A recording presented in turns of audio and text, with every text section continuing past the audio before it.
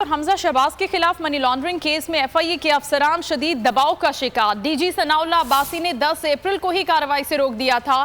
سابق پروسیکیوٹر سکندر ذوالقرنین نے پول کھول دیا، بتایا کہ ہمیں پیغام دے دیا گیا تھا کہ شہباز شریف وزیر اعظم اور حمزہ شہباز وزیر اعلیٰ بننے والے ہیں، آپ ان کے خلاف کیس میں پیش نہ ہوں۔ انہوں نے انکشاف کیا کہ ڈاکٹر رضوان پر کیس کا بہت دباؤ تھا، وہ دباؤ برداشت نہ کر سکے۔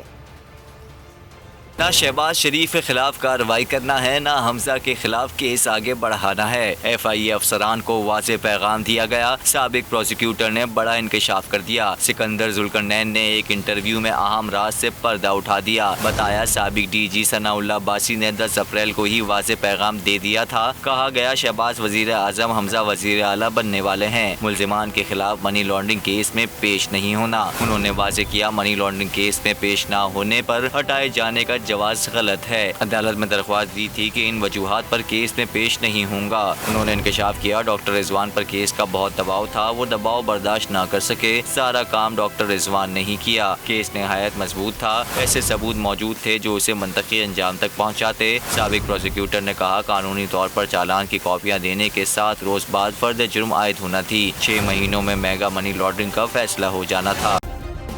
سبسکرائب کریں اور بیل دبائیں تاکہ کوئی خبر رہ نہ جائے۔